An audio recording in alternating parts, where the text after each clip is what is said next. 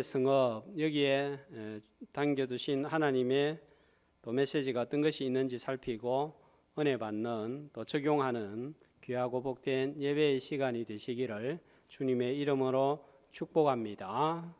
우리 성도님들이 늘 교회에 나와서 말씀을 읽고 기도하고 전도하고 선교하고 찬양 드리고 예배 드리고 교회 봉사하면 그렇게 살면 제일 좋습니다.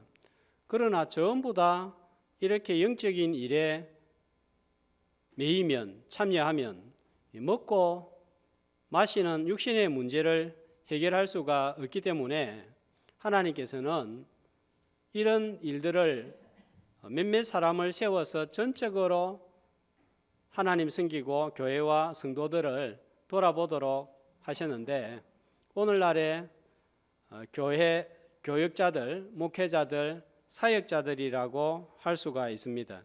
성도들은 목회자들이 신앙생활 잘 하도록 기도하고 말씀 전하고 예배를 인도하고 성도들을 돌아보는 일에 전념해 주세요. 생계는 우리가 책임지겠습니다 해서 영적인 대표자로 세웠습니다.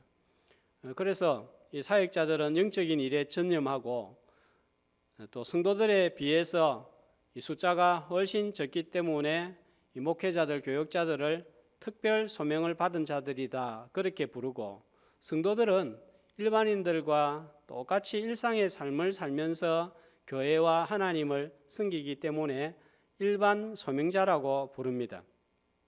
특별 소명자인 사역자들과 일반 성도들의 구분과 역할은 성경에서 출발한 것으로 볼 수가 있습니다.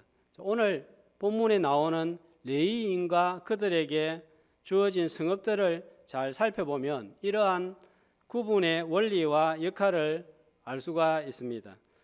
지난주 34장 말씀에 이어서 다시 땅에 관한 문제를 언급하고 있습니다. 34장이 일반 백성들이 들어가서 살게 될 가나안 땅의 경계선에 관하여서 말씀하신 것이라면, 오늘 35장은 레위인들이 거주하게 되는 땅에 관한 말씀입니다. 지난주 34장 일반 백성들이 들어가 살게 될 가나안 땅의 경계선이 어떤 의미가 있는지 살펴보았고, 그래서 어떻게 살아야 되는지 또 어떻게 이 땅을 차지해야 되는지 함께 말씀을 살펴보았습니다. 경계선을 통해 주신 가나안 땅은 영원한 하늘나라의 모형이고, 하나님께서 그어주신 경계선 안에서 자족하는 삶을 살 때 그 삶이 복된 삶이다 말씀드렸습니다. 그리고 이 땅은 믿음으로 차지해야 되고 순종함으로 지금 여기에서 하나님의 나라를 경험할 수 있다고 말씀을 드렸습니다. 본문은 이 경작할 땅을 기업으로 받지 않은 레위인들은 어디에서 살아야 되는가 하는 문제를 다루고 있습니다. 신명기 18장 1절 2절에 보면은 이 레위 사람은 두 종류가 있습니다. 어떤 두 종류인가요? 제사장과 레위인의 지파입니다. 그러니까 제사를 지내는 한 부류가 있고, 또 한 부류는 성막을 돌보고 성전을 돌보고 말씀을 가르치고, 이런 두 부류로 나누어지는데, 이 사람들은 분깃이 있습니까 없습니까? 분깃도 없고 경작할 땅도 없습니다. 왜 그렇게 하셨습니까? 하나님께서 친히 그들의 기업이 되시기 때문입니다. 레위인들은 세상적인 일을 하지 않는 대신에 백성들이 하나님께 드린 헌물과 예물로 생계를 유지했습니다. 대신에 이 레위인들은 백성들을 대표하여서 성막이나 성전에서 전적으로 제사드리고 말씀을 가르치고 예배하는 일을 했습니다. 어떤 일을 이 레위인들이 했는가? 지난번 민수기 4장에서 살펴보았는데, 자, 레위인들의 족보를 한번 보겠습니다. 자, 레위는 누구예요? 야곱의 12아들 중에서 셋째 아들입니다. 자, 그 셋째 아들인데 그 레위 아들들 가운데 그 아들들이 있었습니다. 자, 누구냐 하면 대표적으로 게르손, 고핫, 머랄입니다. 자, 이 세 명의 이제 자손들이 쭉 내려오면서 레위인들의 역할을 감당하게 되는데, 자, 첫 번째가 누구예요? 게르손, 차남이 고핫, 세 번째가 머라리인데, 자, 이들이 어떤 일을 했는가 하면요, 자, 성막 사진을 한번 보겠습니다. 자, 차남이 고핫인데 저 성막 제일 안쪽에 있는 하나님의 언약궤, 또 향단, 또 촛대, 진설병상, 제일 중요한 기구들을 관리하고 운반을 했습니다. 첫째 아들 후손들인 게르손은, 자, 저기에 보이는 덮개 보이죠? 성막을 덮고 있는 덮개, 그 다음에 저 안에 보이지 않지만 휘장, 또 매는 여러 가지 줄들을 관리하고 운반을 했습니다.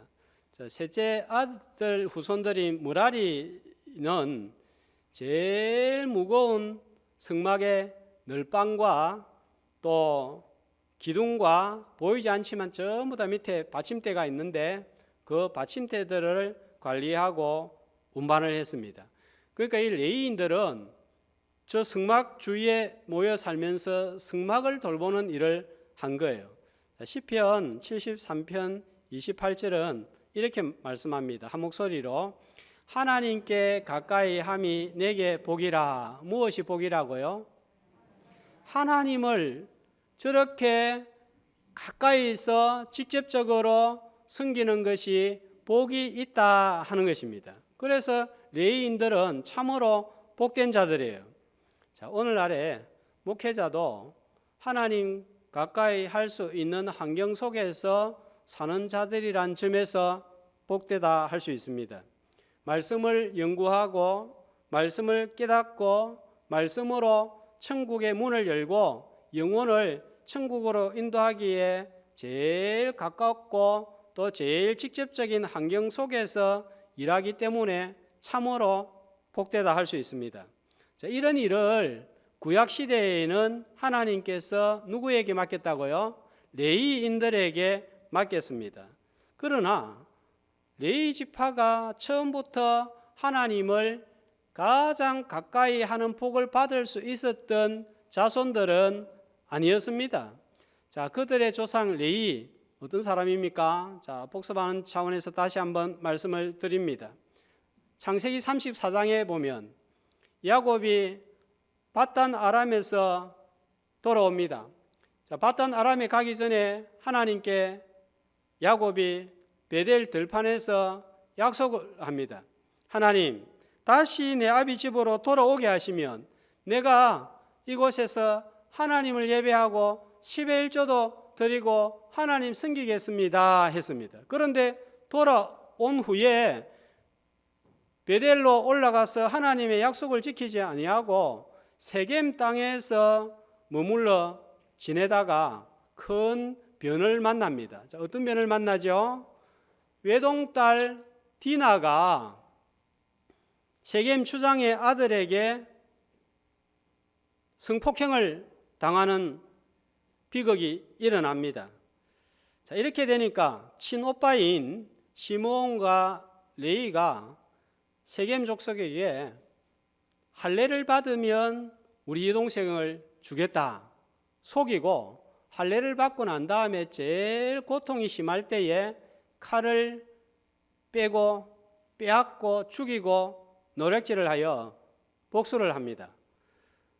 피를 불러오는 일을 한 것입니다. 이 사건이 아버지 야곱에게는 얼마나 고통스럽고 괴로웠는지 창세기 49장 5절에서 7절에 보면은 야곱이 죽으면서 마지막 유언을 남기는데 어떤 유언을 남깁니까? 네가 복을 받으리라, 이게 아니에요. 저주를 받을 것이요, 저주를 내립니다. 왜 그런 저주를 내리는가 하면 시므온과 레위는 형제요 그들의 칼은 폭력의 도구로다. 그래서 저주를 내리는 거예요. 자, 아버지 야곱의 유언대로 끝에 어떤 또 유언이 추가됩니까? 그래서 다른 지파들은 전부 다 가족들이 모여 살지만 레위와 레위 지파는 어떻게 한다고요? 야곱 중에서 나누어서 흩어져 살도록 했습니다.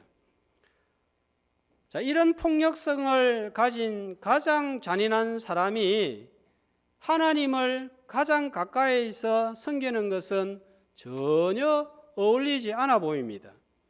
그럼에도 불구하고 이들이 하나님을 제일 가까이 섬기는 복을 받은 이유가 무엇일까요? 출애굽기 32장을 보면 모세가 하나님의 말씀을 받기 위하여 시내산 꼭대기에 올라갑니다. 그렇게 하나님을 만나고 있는 동안 이스라엘 백성들은 산 아래서 무엇을 하죠? 금송아지 우상을 만들어 놓고 제사를 드리고 춤을 추고 먹고 마시면서 바로 이 금송아지가 너희들을 애굽에서 인도하여 낸 신이다. 그러면서 우상 숭배에 빠집니다. 이 장면을 보고 하나님께서 진노하시고 징계를 내리기를 원했습니다. 자, 출애굽기 32장 27절에서 29절 말씀을 보면 이때 하나님의 마음을 알고 우상 숭배에 가담한 3,000명을 처벌하게 되는데 이때 나선 지파가 누구인가 하면 레위 지파인 거예요. 하나님이 분노하셔서 허리에 칼을 차고 이문에서 저문까지 왕래하며 각 사람이 그 형제를, 각 사람이 자기의 친구를, 각 사람이 자기의 이웃을 죽이라 하셨느니라. 다들 벌벌 떨고 못하겠다고 하는데 레위 지파가 나서서 이 일을 감행함으로 하나님의 마음을 시원케 하고 하나님의 뜻을 이룹니다. 자, 그러고 난 다음에 모세가 끝에 말씀해 보면은 뭐라고 축복을 합니까? 각 사람이 자기의 아들과 자기의 형제를 쳤으니 오늘 여호와께 헌신하게 되었다. 그리고 너희에게 뭘 한다고요? 하나님이 이 일로 말미암아 복을 내리시리라 하셨습니다. 어떤 복을 내렸을까요? 신명기 33장 8절과 10절입니다. 한 목소리로 레위에 대하여서는 일러서되 주의 법도를 야곱에게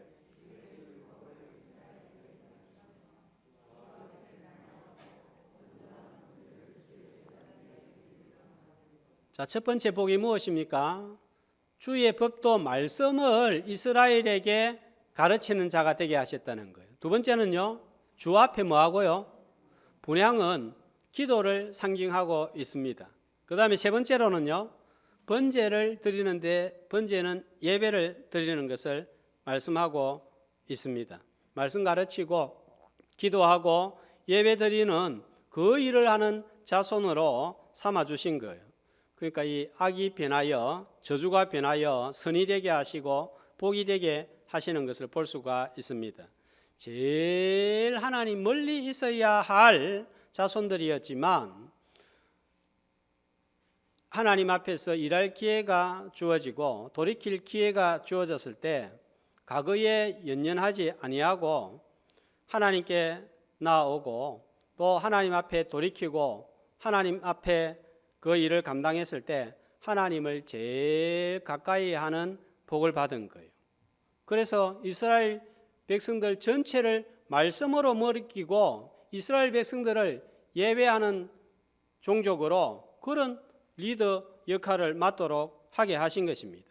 신약에서 에베소서 2장 13절은 우리에게 관하여서 이렇게 말씀합니다. 한 목소리로 이제는 전에 멀리 있던 너희가 그리스도 예수 안에서 그리스도의 피로 가까워졌느니라. 우리는 전에 어떤 사람들이었습니까? 하나님과 멀리 있던 자였습니다. 하나님으로부터 죄로 인해서 저주를 받았던 자들이었습니다. 하나님과 절대로 가까워질 수 없는 자들이었습니다. 하지만 예수 그리스도의 피로 말미암아 우리가 하나님과 화목하게 되었고 가까워져서 하나님을 섬기고 예배하는 레위인들이 된 거예요. 그렇지만 날마다 죄를 범하고 또 같은 실수를 범하는 내 모습을 자주 봅니다. 하지만 기회가 주어졌을 때 하나님 앞에 돌아온다면, 다시 헌신한다면, 다시 하나님을 찾는다면 하나님이 지나간 과거에 대해서 더 이상 묻거나 정죄하지 않습니다. 자, 올 한 해를 돌아보면 잘한 것보다 하나님 앞에 잘못한 것이 훨씬 더 많습니다. 잘못한 것에서 돌이키고 다시 하나님을 찾으면 하나님이 지나간 것에 대하여 진죄하거나 비난하지 않고 우리를 새롭게 다듬어 세워주실 줄로 믿습니다. 그러므로 기회가 있을 때 돌이키고 하나님 앞에 나오면 하나님 가까이 하는 복을 받는 거예요. 자, 그렇다면 언제가 여러분 기회입니까? 고린도후서 6장 2절에 보면 보라, 지금은 은혜 받을 만한데요. 보라, 지금은 구원의 날이로다 했습니다. 지금, 오늘, 여기, 이 시간, 이 자리가 바로 하나님 앞에 나오고 하나님을 찾고 돌이키고 헌신할 기회라는 거예요. 히브리서 12장 17절을 보면 돌이킬 기회를 얻었지만 놓쳐서 통곡하며 눈물 흘리는 한 사람을 소개하고 있습니다. 누구인가요? 에서입니다. 에서는 장자권을 소홀히 여겨서 하나님의 은혜와 복을 잊지 못하고 나중에 후회하면서 축복을 받으려고 했지만 눈물을 흘리며 구하되 버림받아 회개할 기회를 얻지 못하였느니라. 그래서 그 하나님의 복이 동생 야곱에게 넘어가는 것을 보게 됩니다. 여러분, 기회는 항상 있는 게 아니에요. 내일은 우리의 시간이 아닙니다. 내일 내가 무슨 일을 만났는지 아무도 모릅니다. 오늘 회개하고 오늘 돌이키고 오늘 새벽기도하고 오늘 예배드리다가 오늘 뭔가를 새롭게 하다가 하나님 가까이 하는 레위인의 복을 받기를 주님의 이름으로 축복합니다. 자, 다음으로 살필 것은 2절 말씀입니다. 레위인들이 그러면 거주할 성읍을 어떻게 나누어 줍니까? 자, 먼저 12지파가 땅을 분배받고 2절에 보니까 어떻게 나눠주라고요? 레위인들에게 거주할 성읍들을 주게 하고 너희는 또 그 성읍들을 두르고 있는 초장을 레위인에게 주어서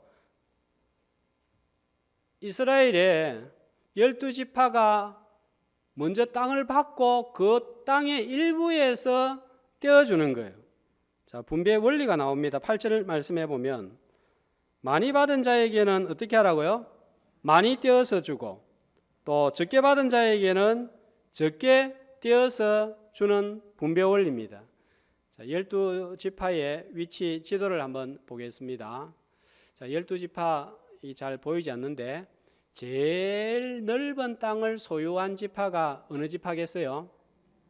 어느 지파라고요? 저거는 이제 두 지파가 나눠져 있으니까 한 지파만 딱 보면은 유다 지파가 제일 넓은 땅을 차지하고 있습니다. 제일 좁은 땅은 이 지도상으로 보면은 베냐민 단이 좁은 것 같지만은 저 시므온 지파 있죠. 저 지파는 독립적으로 땅을 얻지 못하고 유다 지파의 땅이 너무 넓으니까 그 중간에 일부를 떼어 준 거예요. 여호수아 21장 말씀을 보면은 각 지파별로 몇 성읍씩 이스라엘 레위 지파들에게 나누어졌는지 나옵니다. 자, 표를 한번 보겠습니다. 자, 유다 지파가 제일 아까 넓은 땅이라고 했죠. 그래서 8개의 성읍을 레위인들에게 떼어서 줍니다. 시몬 지파가 아까 제일 적은 땅이라고 했죠. 1개의 성읍을 떼어서 레위인들에게 떼어주는 것을 볼 수가 있습니다. 제사장을 비롯한 레위인들은 전부 다 성도들이 일반 백성들이 받은 것에서 떼어서 나누어 주는 거예요. 민수기 18장 21절은 그러면 레위인들은 뭐 먹고 삽니까? 이렇게 말씀합니다. 한 목소리로 내가 이스라엘의 11조를 레위 자손에게 기업으로 다 주어서 그들이 하는 일, 곧 회막에서 하는 일을 감나니. 자, 뭘 레위인들에게 주라고요? 이스라엘의 11조를 주어서 레위인들이 회막에서 일을 하는 그 값으로 먹고 살게 해라 하는 것입니다. 그러니까 레위인들은 예배, 말씀, 성막을 돌보는 영적인 것을 해서 백성들에게 나누어 주고, 일반 백성들은 육적인 것을 레위인들에게 제공해서 먹고 살도록 하는 것이 성경적인 원리임을 우리는 볼 수가 있습니다. 근데 요즘은 이런 가르침과 다르게 주장하는 분들이 있는 것을 봅니다. 어떤 목회자들은 성도들한테 부담을 주면 안 된다. 그래서 우리 교회 오면은 11조를 안 해도 되고 봉사를 안 해도 된다. 그렇게 이야기하시는 분들이 있습니다. 그래서 헌금 이야기를 아예 하지 않고 11조 이야기도 하지 않고 봉사도 강조하지 않는 그런 분들을 봅니다. 자, 이건 바람직하지 않다고 봅니다. 성경은 어떻게 말씀합니까? 신명기 16장 16절 17절입니다. 한 목소리로 내 하나님 여호와께서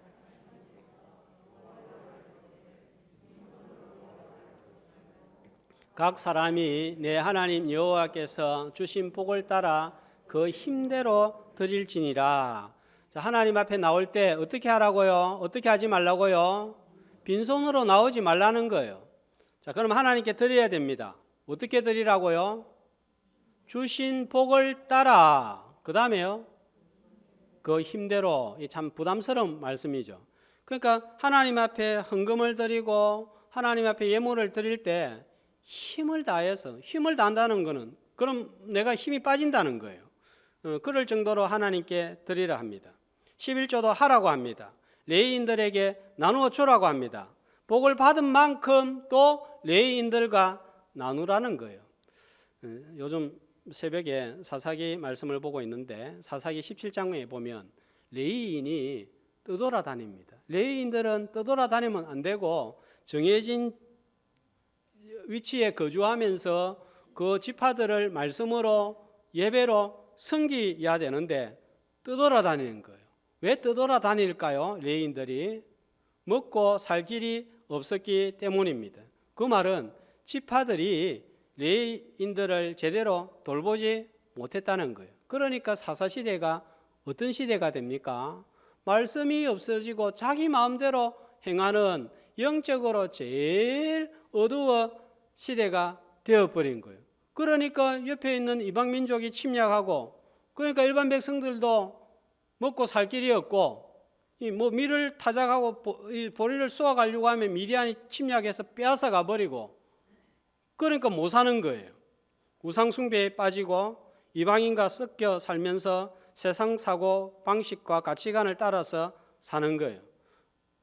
말씀 전하는 레위인들을 돌보지 않으니까 이런 문제가 발생을 했습니다. 요즘 목회자들 가운데 이중 직업을 가지는 분들이 늘어나고 있습니다. 생계를 유지할 수 없으니까 목회를 하면서 밤에 택시 운전을 하기도 하고 건축 현장에서 막일을 하는 분들도 있습니다. 자잘못을 떠나서 성도들은 세상에서 열심히 일하고 목회자들은 성도들이 세상에서 주어진 일들을 감당할 수 있도록 기도와 말씀으로 돌아보는 일에 전념하는 것이 이상적이고 가장 합당한 거예요. 우리 성도들이 세상에서 일을 할 때 정말 힘에 겨워서 더 이상 기도할 수 있는 힘조차 없는 분들이 있지 않습니까? 한 5분, 10분, 3분, 2분도 도무지 기도할 수 없는 그런 상황에 놓여 있을 때 그때를 위해서 또 목회자가 새벽에 밤에 나와서 그 성도를 위해서 기도하고, 또 사선을 오고 가는 상황 가운데 놓여 있는 성도들, 본인이 기도하지 못할 때 또 목회자가 그들을 위해서 기도하여서 일어설 수 있도록, 그래서 하나님의 선한 손이 개입하여서 살려주시고 새롭게 하시고 하도록 그렇게 도우는 거예요.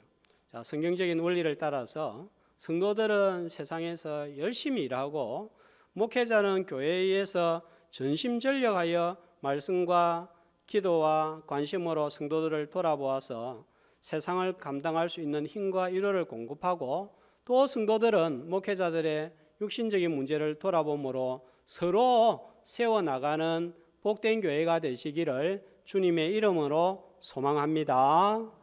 자, 다음으로 살펴볼 것은 성읍의 넓이와 또 숫자와 위치입니다. 자, 4절과 5절 말씀을 보겠습니다. 4절에 보면 레위인들에게 줄 성읍의 들은 성벽에서부터 밖으로 얼마나 됩니까?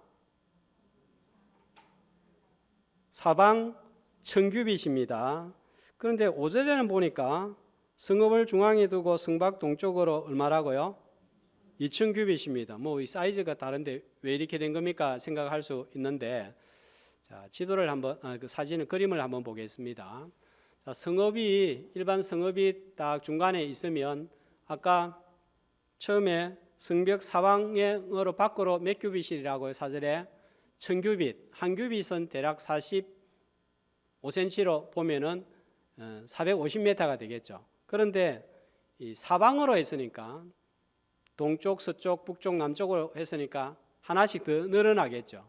자, 그러면 2000규빗 몇 메다입니까? 900m가 대략 되는데, 그래서 이 유대인들은 안식일에 900m 이상 걷지 못하도록, 다니지 못하도록 그렇게 정한 것도 볼 수가 있습니다. 자, 6절 말씀해 보겠습니다. 자, 몇 성읍을 레위인들에게 주었습니까? 준 모든 성읍의 숫자가 몇 성읍입니까? 도피성 6성읍. 자, 다음 주에는 도피성에 대해서 하겠습니다. 그 외에는요 42성읍. 그러면 합치면 48성읍.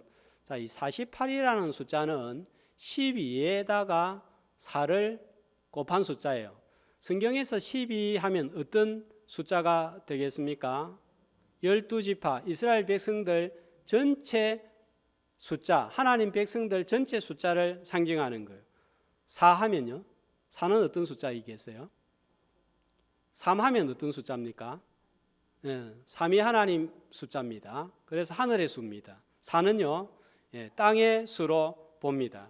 그러니까 48성읍이라는 것은 땅 위에 있는 모든 하나님의 백성들이 하나님의 통치를 받고 사는 것을 의미합니다. 그러니까 흩어져 있는 레위 지파들을 통하여서 말씀이 가르쳐지고 예배가 드려지도록 함으로써 한 지파도 예외 없이 하나님의 통치를 받고 하나님을 섬기도록 한 거예요.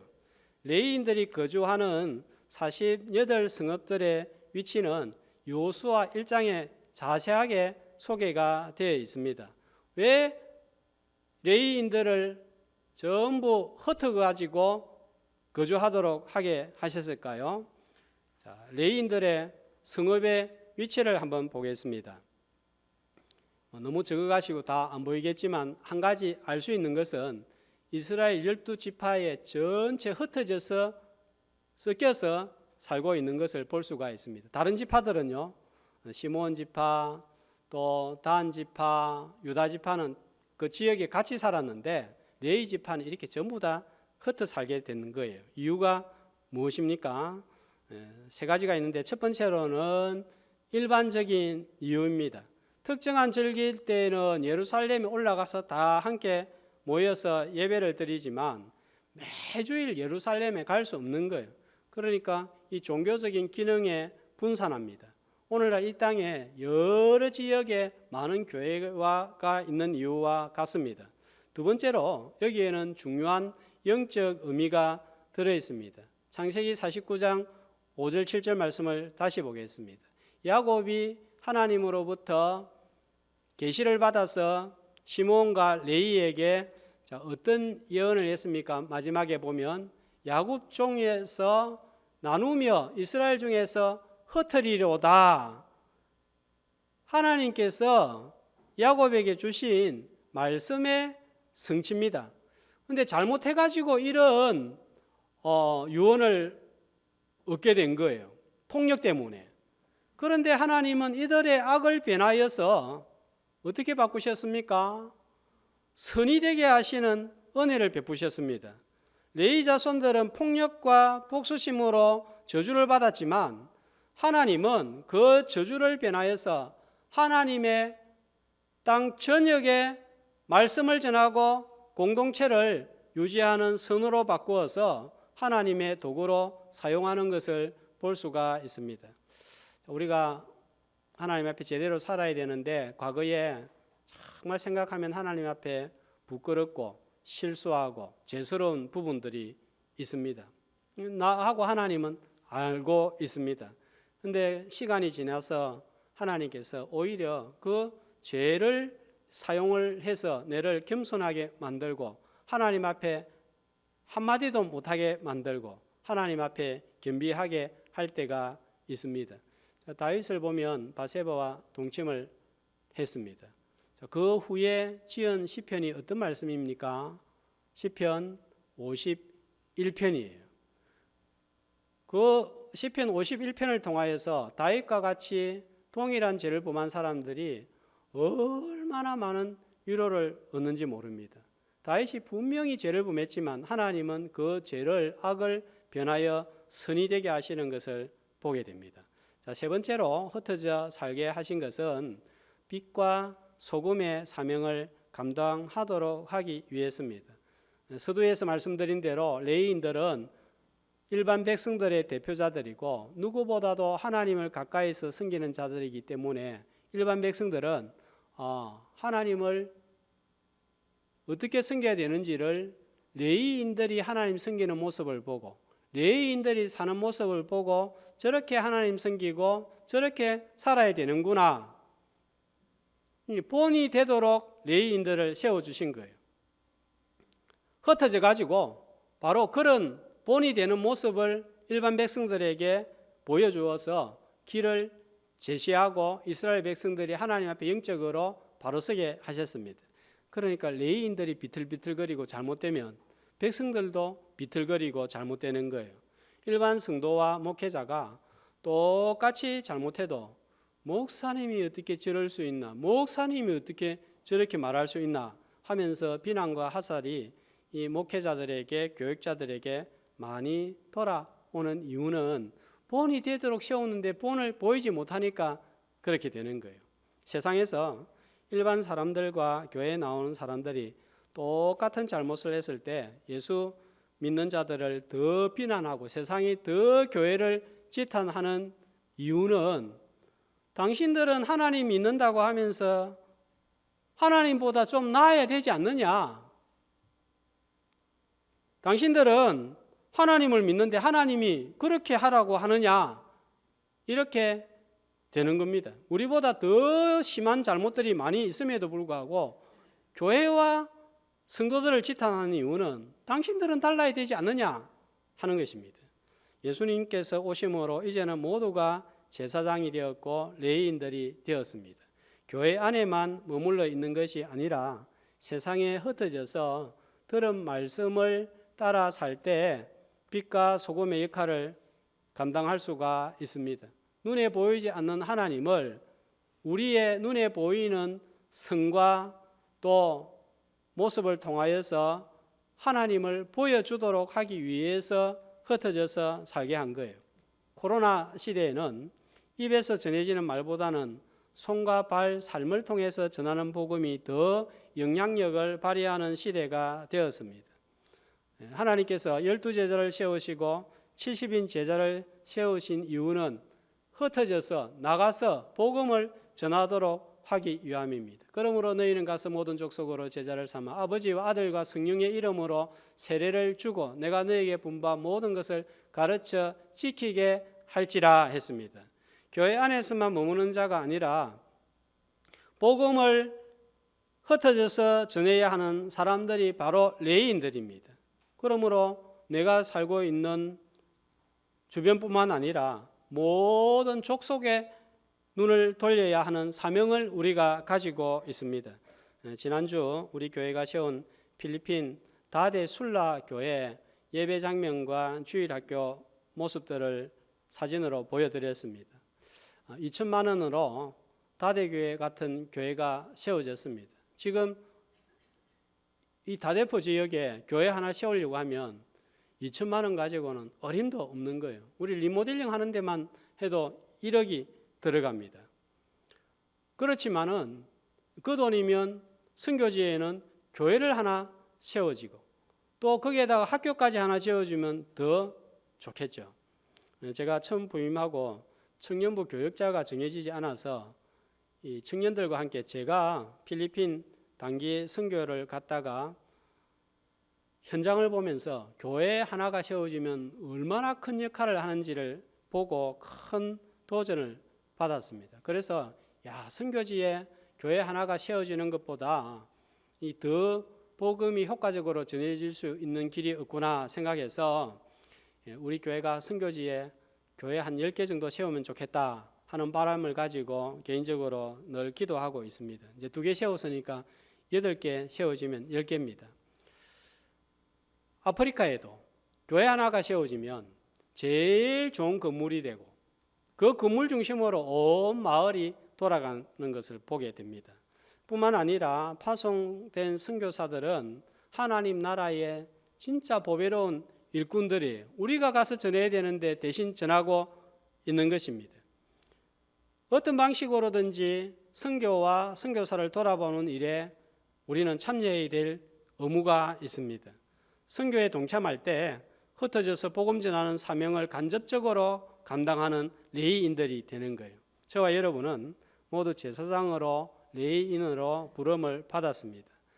과거가 어떠했든 올 한 해를 어떻게 살았든 기회가 있을 때 하나님을 찾고 섬겨서 하나님을 가까이 하는 복을 받아 누리기를 바라고 일반 성도들과 레위인들이 세상과 교회에서 전심전력하여 서로 돌아보아 육적인 것과 영적인 것을 서로 공급해서 흩어져서 주신 사명 잘 감당하는 교회와 성도들이 되시기를 주님의 이름으로